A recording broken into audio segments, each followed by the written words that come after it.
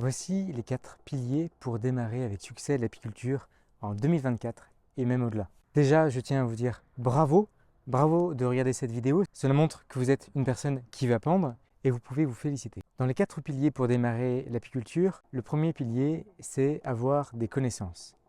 Le deuxième pilier, c'est trouver son apiculture. Le troisième pilier, c'est identifier et se prémunir des maladies et des prédateurs. Et le quatrième pilier, c'est faire partie d'une communauté et être toujours en veille.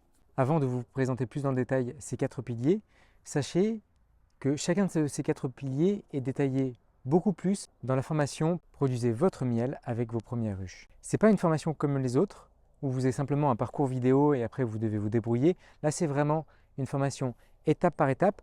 En dessous des vidéos, il y a des étapes à accomplir. Il peut y en avoir une ou il peut y en avoir plusieurs.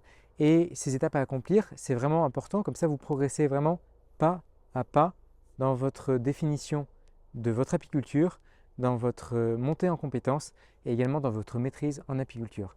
C'est également une formation qui intègre une communauté. Donc toutes les personnes qui font partie de la formation ont accès à cette communauté, peuvent poser des questions à l'ensemble des personnes, je peux y répondre et également les autres. Et il y a également des consultations, c'est-à-dire qu'une personne vient poser une question et j'y réponds quelques jours après en vidéo directement à sa question. Donc comme ça, vous avez directement accès à moi et également vous pouvez poser des questions aux autres membres.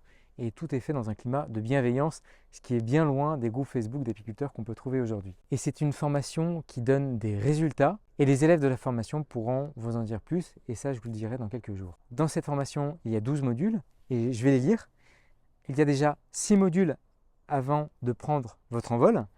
Le premier module, c'est découvrir les principes de la biologie de l'abeille, déchiffrer le fonctionnement d'une colonie d'abeilles pour le deuxième module. Le troisième module, comparer les races d'abeilles. Quatrième module, quelles sont les différentes apicultures. Cinquième module, choisissez votre apiculture. Et sixième module, faites le grand saut.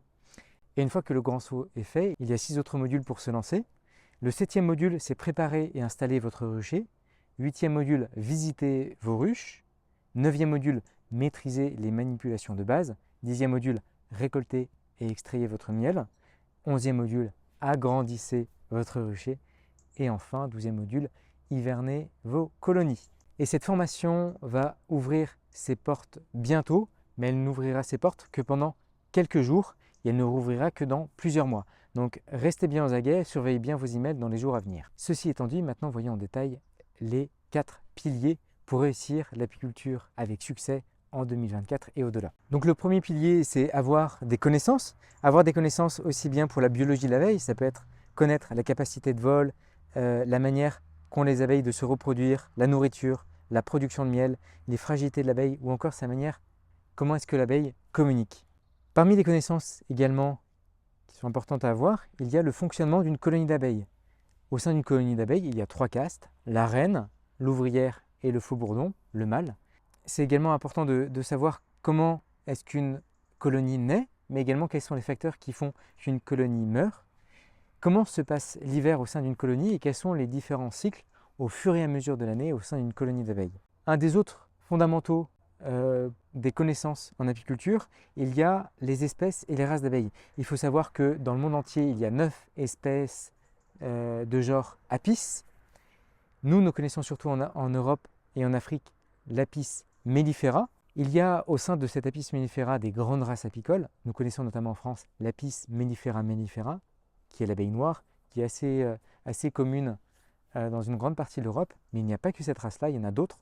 C'est également important de comprendre pourquoi est-ce qu'il y a plusieurs races, comment est-ce que ces races sont apparues. Il y a également d'autres connaissances importantes, notamment en apiculture. Il n'y a pas qu'une seule manière de pratiquer l'apiculture. Il y a 3 grands courants qui existent. Une méthode plutôt assez basique, normale, qu'on enseigne dans les ruchers écoles.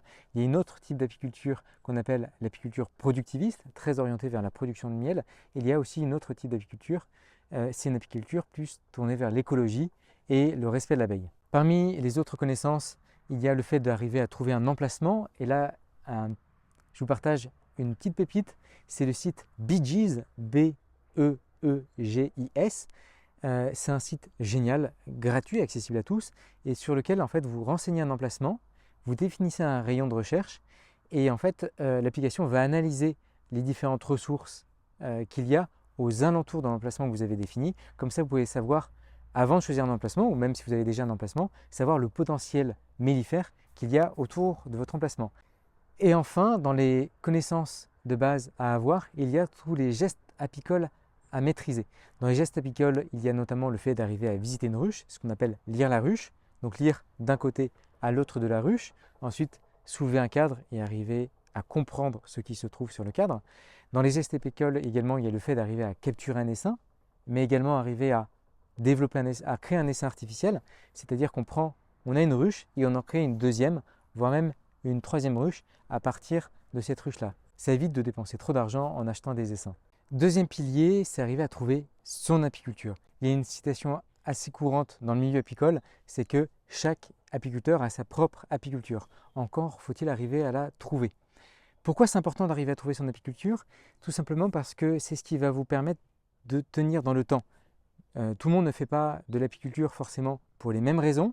Tout le monde ne recherche pas forcément les mêmes choses en apiculture. Il y a des centaines et des centaines de manières d'arriver à pratiquer l'apiculture. Ça peut être observer les abeilles, ça peut être récolter de la propolis, ça peut être tout simplement avoir une pause sereine dans sa semaine, ça peut être trouver une activité au moment de sa retraite. Il y a plein de raisons différentes qui peuvent vous amener à commencer l'apiculture. Et ce que je vous recommande de faire, c'est de vous poser des questions.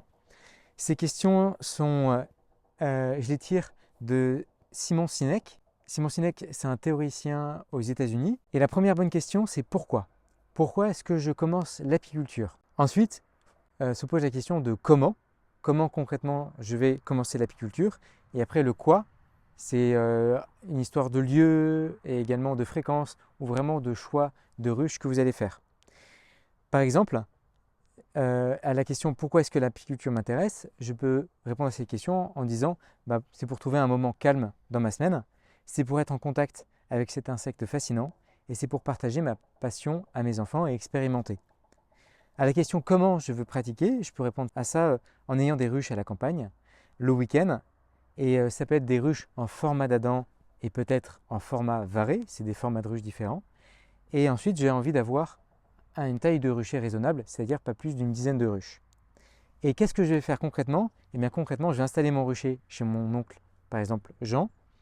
J'aurai 8 ruches en format d'Adam et je vais acheter des combinaisons pour les enfants afin de vivre des moments en famille en visitant les ruches et j'irai 2 fois par mois voir mon rucher. Voilà un peu un titre d'exemple, mais chacun a des manières différentes et peut répondre différemment à ces questions-là. Mais c'est très important de vous poser ces questions parce que ça vous aidera à tenir et à trouver vraiment une raison fondamentale qui fait que vous savez pourquoi est-ce que vous pratiquez l'apiculture. Troisième pilier, avoir une connaissance des maladies et des prédateurs. Parmi les prédateurs, il y a le varroa, mais également il y a le frelon asiatique. Le varroa qui est un acarien qui fragilise grandement l'abeille, et donc il y a des traitements à faire pour diminuer la population de varroa au sein de la ruche, mais également le frelon asiatique, où là il faut vraiment avoir une politique très ferme par rapport au frelon pour arriver à diminuer son impact sur vos ruches. Mais il y a également des maladies qui peuvent toucher vos ruches, notamment la loque américaine ou encore la loque européenne. Et ça, c'est vraiment important que vous sachiez à quoi ressemblent ces maladies et comment vous pouvez les traiter. Et enfin, quatrième pilier, la communauté et la veille. Avoir une communauté, c'est vraiment, déjà, ça vous donne un sentiment d'appartenance. Vous ne vous sentez pas seul lorsque vous pratiquez l'apiculture et vous pouvez partager des expériences, vous pouvez partager des questionnements que vous avez à d'autres apiculteurs ou également vous tenir au courant des nouveautés qu'il y a. Et donc là, il y a par exemple les syndicats d'apiculture qui peuvent un peu créer cette communauté-là. Après, vu qu'on est très nombreux, c'est assez difficile de créer un noyau dur au sein d'un syndicat d'apiculture. Il y a également des associations que vous pouvez créer. Il y en a qui créent des petits groupements avec quelques apiculteurs pour arriver à discuter et partager les nouvelles pratiques qu'ils ont pu trouver. C'est également important d'arriver à lire très régulièrement. Il y a des sites internet qui partagent les nouveautés en apiculture, qu'est-ce qui change et qu'est-ce qu'il y a de nouveau. Mais il y a également l'Abeille de France, qui est une revue que j'affectionne particulièrement et je la lis chaque mois. L'Abeille de France, c'est un mensuel qui partage les actualités apicoles aussi bien en France, en Europe et partout dans le monde. Et voilà pour les 4 piliers pour commencer l'apiculture avec succès en 2024 et au-delà. Si vous voulez aller encore plus loin, sachez que dans quelques jours, je vais ouvrir la formation « Produisez votre miel avec vos premières ruches ». C'est vraiment un parcours pédagogique parce qu'avant tout, ça reste mon métier, je suis formateur de métier. C'est un parcours très pédagogique où, étape par étape, vous arrivez à comprendre ce qu'est l'abeille, quel est le fonctionnement d'une colonie, quelles sont les différentes manières de pratiquer l'apiculture, et au fur et à mesure, vous mettez en compétence de manière très concrète, étape par étape, des étapes que vous validez. Et comme ça, je vois où est-ce que vous en êtes dans la formation et vous pouvez me poser également directement vos questions. Si vous avez la moindre question concernant cette formation, n'hésitez pas à m'écrire à guillaume@mespremieresruches.com afin de m'écrire un email et je répondrai à toutes vos questions. Je vous donne rendez-vous dans quelques jours afin que je vous donne plus de détails et que je vous montre à quoi ressemble la formation.